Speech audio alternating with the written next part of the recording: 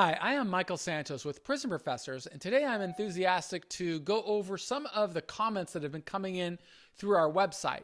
If you haven't seen our website, let me see if I can go to it right now.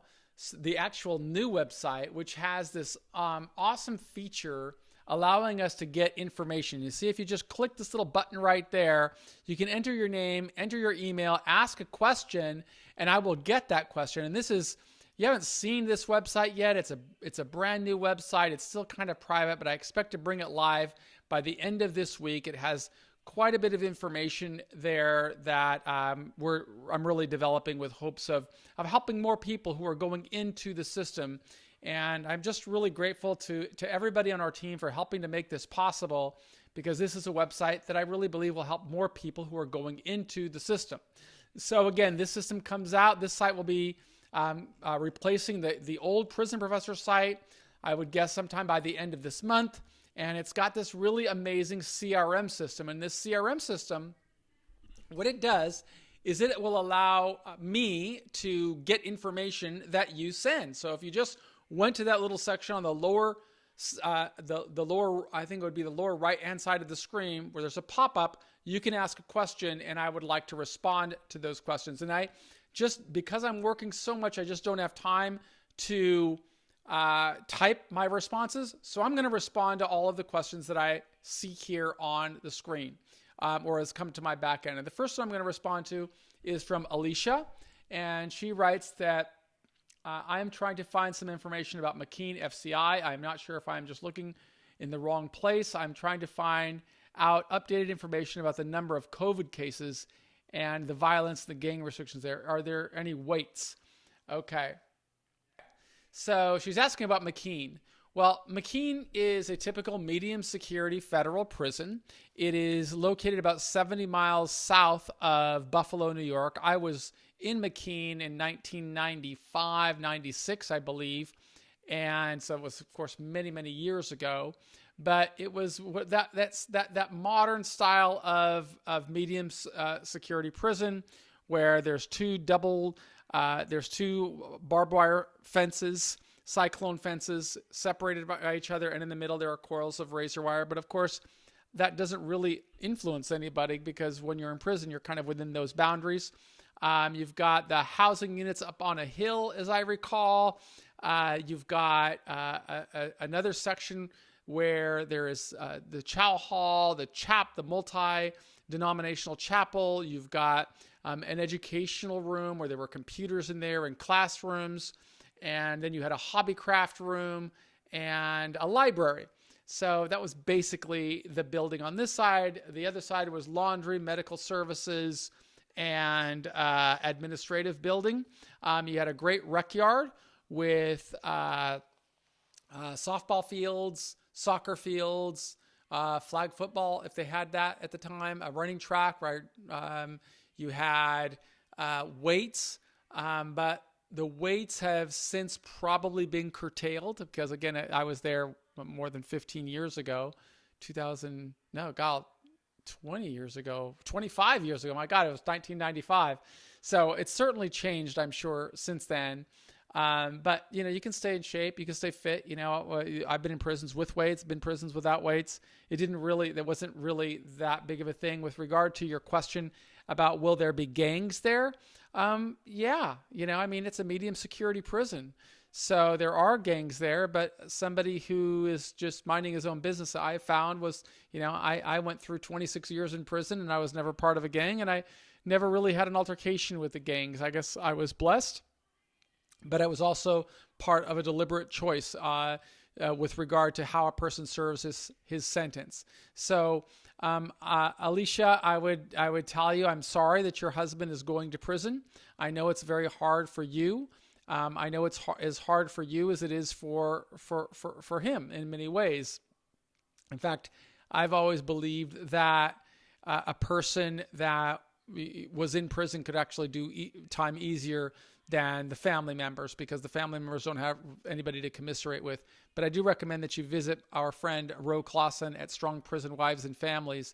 She offers a great support system, and her husband was just released from McKean within the last 2 weeks after doing more than 20 years in prison. So I got a question here from Vickie. She asks, if your sentence was 20 years or life, do you get good time credits? Well, you get good time credits if your sentence is 20 years.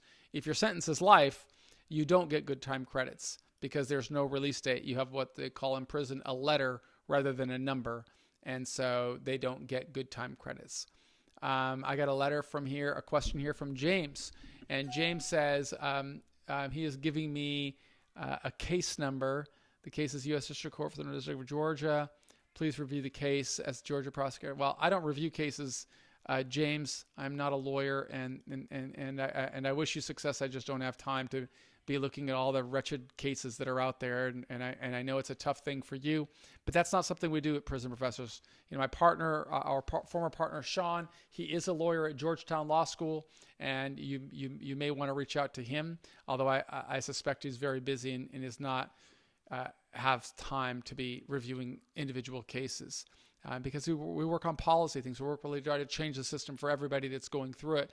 And I hope that you can respect that and find value in that messaging. Will an inmate, I got another question here from Amber. She asked, will an inmate get transferred to a HWH in a different, halfway house in a different city than the one he is getting home confinement in? God, that's a good question, Amber. I would say that's certainly possible because I was released to a halfway house in San Francisco and my home confinement was in Petaluma, which was about 30 or 40 miles north north of the Golden Gate Bridge from San Francisco. So yeah, of course you can do halfway house in a different city from the one that your home confinement is. There's not a halfway house in every single city. So yeah, there's a lot of people that will go to the nearest halfway house, but their home may be in a completely different area. I got a letter from Edith. It's in Spanish. Unfortunately, I don't have very strong Spanish speaking skills. It says, ¿Cómo puedo hablar con uno preso? I know what that means. That means, how can I speak with somebody in prison?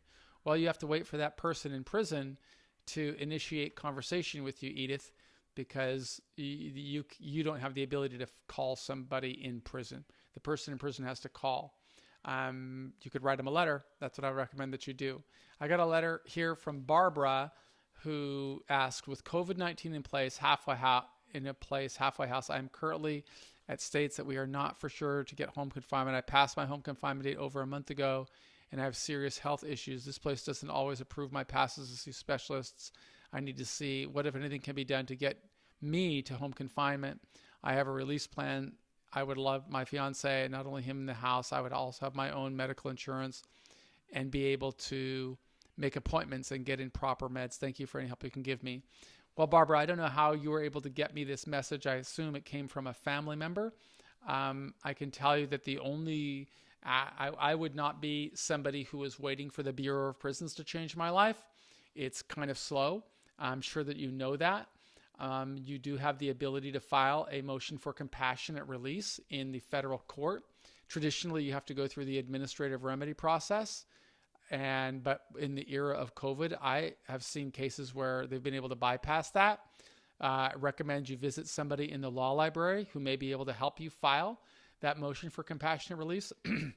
But effectively, you just have to file the administrative remedy forms. And if you don't get a response within 30 days, it would seem that you have exhausted your efforts and you can then file in federal court. I don't think you have to be too terribly sophisticated to do it. Although, of course, if you want to make a compelling case, you definitely may want to find somebody who has the skill set to file and can provide a good memorandum of law. This motion will be filed under Section 3582, and it will be filed with the same district court that sentenced you, probably the same judge. Okay, so let's go to the next one, and this is from Regan. It looks like I've answered that one already, so I don't have to answer one from Regan. Let's see what we have here. What's open? What's remain? It's open. My name is Marisa. And I have a sentence to Victorville Camp. I postponed the surrender date for the pandemic, but I'm tired and I cannot continue with this nightmare. I'm 57 years old, and please, I need your help. Can I go now or continue to postpone? How is the situation in these places? I'm in a panic, but I have to go one day. I am worried to die in prison. I'm very sorry to hear that, Marisa. You know, of course it's dangerous, and I don't want to minimize your worries, but the reality is there are many people that are going to live. And I would like to see you start thinking about saying, okay, out of 1,000 people, maybe one person is going to die. 999 are going to live, Marisa. And it's probably a good idea for you to start making a commitment about your mindset and saying, I'm going to be one of those 999 that live and not the one that die. And that's not to give any scientific matter of statistics. I certainly don't have those statistics, but I definitely know that more people are going to live than are going to die. And you're going to be okay. I hope. I mean, nobody can predict what's going to happen in there. I would recommend that you continue postponing your surrender date so that you don't have to go in there during this era of lockdowns, because it's just a little bit harder where you don't have visiting and you've got those kinds of challenges. But if you want to surrender because the anxiety level is just far too high from you being home, I can certainly understand that. And you can surrender, but surrender with a positive mind frame, and don't go in there with the mindset that you're going to die. There are several hundred people in the Victorville camp, and I can assure you that there are far more women there who are going to come back strong with their dignity intact and be able to resume their lives. And if you have the right mindset, Marisa, you follow the guidelines and the protocol that you're going to see there from other people, I'm confident that you too are going to be one of the people who live. And that's my hopes for you. I wish that I could give you something more, but I don't have more to give on that front because I don't know when you're going to surrender. So we have here a letter from, I have a question about home confinement. I have a question about home confinement. It says that a landline is required. Does a digital home phone that is linked to the home internet account, is it still a phone that can only be used in the apartment because it is linked to home internet? Wired connections are not available everywhere. In fact, in the state of Illinois, they got rid of landlines in 2017 for the whole state. So it is very difficult to set one up. And I can certainly empathize with you, NS. I don't have an answer to that. When I was released from prison to home confinement, I had to have a landline. And obviously, if the state has outlawed landlines, which I find to be rather implausible, then I would imagine that probation office has adjusted accordingly, because they can't enforce it if it's not available.